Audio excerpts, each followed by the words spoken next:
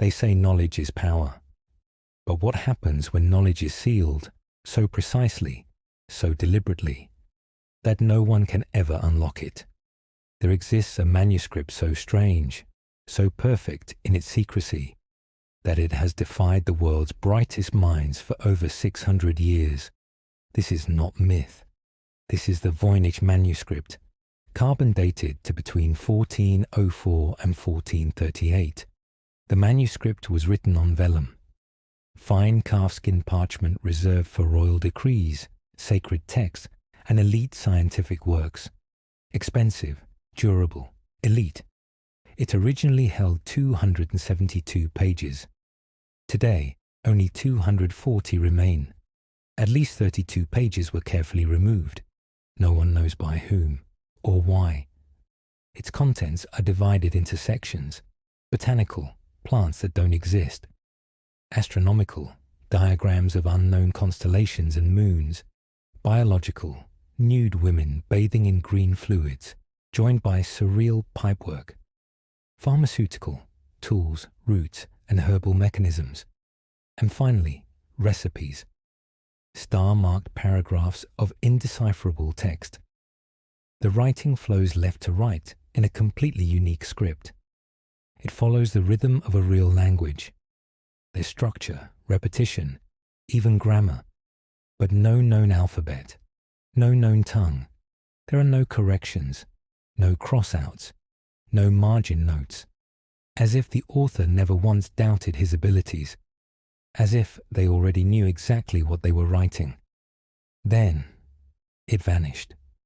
For nearly 2 centuries, the manuscript disappeared from the historical record, until the 1600s, when it re-emerged in Prague. It was in the possession of Georg Barisch, an alchemist and scholar obsessed with the occult and lost knowledge.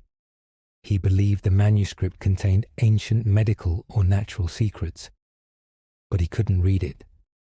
Barisch sent sample pages to Athanasius Kircher, a Jesuit polymath in Rome. Kircher had claimed to decode Egyptian hieroglyphs, so Barisch hoped he might unlock this book too. But he didn't send the manuscript itself. Why? Was he afraid Kircher would take credit? Or did he simply consider the book too valuable to risk? After Barisch died, the manuscript passed to his friend, Johannes Marcus Marti, physician, scientist, and rector of Charles University.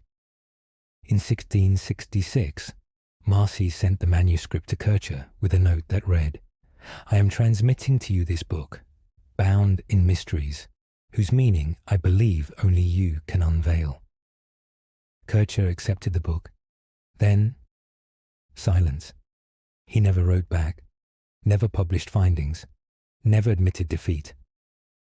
The manuscript was quietly shelved inside the Collegio Romano, the secretive library of the Jesuit order, where it would remain, forgotten, for nearly 250 years.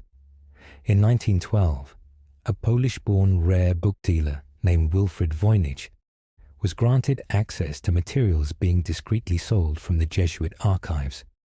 Quiet efforts to raise funds. Among the crates was the manuscript. Voynich was stunned. He knew instantly it was something different. He spent the rest of his life trying to decode it. He never succeeded. When he died in 1930, the manuscript passed to his wife, Ethel Lillian Voynich. She was an Irish novelist, revolutionary sympathizer, and daughter of mathematician George Boole. Ethel held onto the book until her death in 1960. She never sold it. It was passed to her friend and secretary, Anne Nill, who eventually sold it in 1961 to renowned rare book dealer Hans P. Krauss. Krauss tried to sell it for $160,000. No one bought it. So in 1969, he donated the manuscript to Yale University's Beinecke Rare Book and Manuscript Library, where it remains to this day. Since arriving at Yale, the Voynich Manuscript has become the ultimate puzzle. It has been studied by cryptographers, linguists, mathematicians, Historians, artificial intelligence, even the World War II codebreakers at Bletchley Park, all failed. No alphabet fits, no language matches, no cipher cracks, no key has ever unlocked it. Some call it a hoax. But the structure is too consistent, the pattern's too deliberate. Others believe it's a forgotten language, or an encrypted scientific treatise. But no origin, no translation, no answers. The manuscript has drawn wild speculation. Some say it's the work of Leonardo da Vinci as a boy. Others claim it was dictated by aliens. Some believe it holds lost alchemical formulas, or the language of a forgotten civilization. But despite centuries of effort, the one truth that echoes louder than any theory is this: no one knows. Not who wrote it, not what it says, not why it exists. It is a book that should speak, but instead, it waits. 600 years, unread, unspeakable, unsolved. And maybe that's the point. Not every mystery is meant to be decoded.